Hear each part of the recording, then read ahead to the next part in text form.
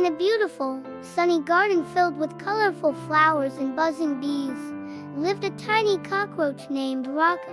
But Rocco wasn't just any cockroach. He had a big, kind heart and a very special job. Every morning, as the sun peeked over the leaves, Rocco would scurry out of his cozy nook under a big mushroom, ready for an adventure. His mission? To help keep the garden clean and tidy, and to lend a hand, or rather a leg, to any friend in need.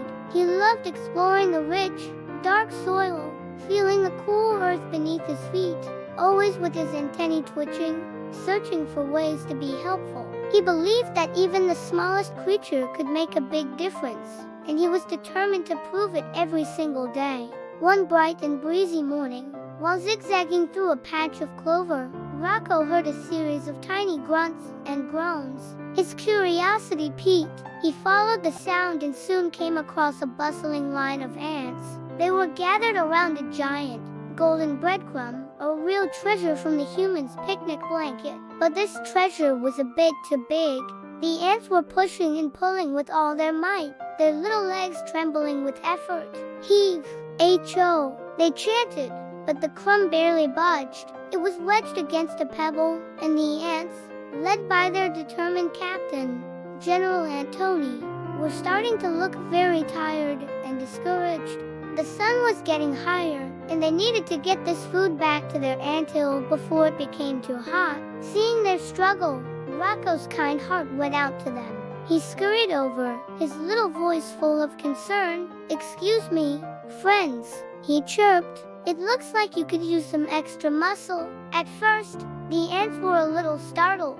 They weren't used to getting help from a cockroach. But General Antony saw the genuine look of helpfulness in Rocco's eyes. "We'd be grateful for any help you can offer, young Rocco," the general declared. Without a moment's hesitation, Rocco wedged himself under the heavy crumb. He flexed his 6 tiny but surprisingly strong legs, took a deep breath, and pushed with all his might. The ants coordinated their efforts with his, and together, they gave one giant, unified shove.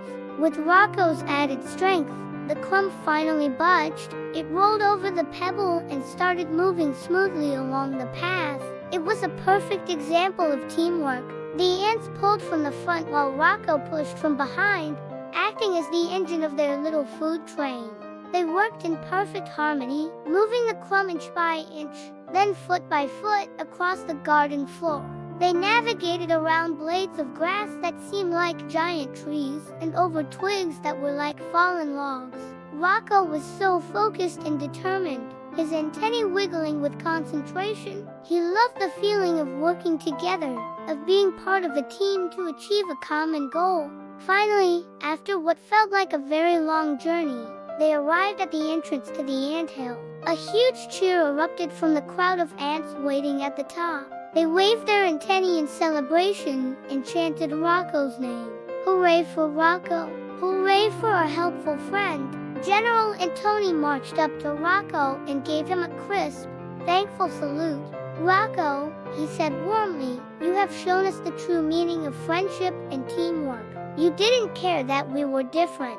You just saw someone in need and offered to help. You are a hero of this garden." Rocco blushed a happy shade of brown, his heart swelling with pride. He wasn't looking for praise. He was just happy he could help. He loved his garden home and all the creatures in it, and keeping it a happy, tidy place was his greatest joy. As Rocco waved goodbye to his new ant friends and scurried back towards his mushroom home, he felt a wonderful sense of accomplishment. The sun was beginning to set, casting long, peaceful shadows across the garden.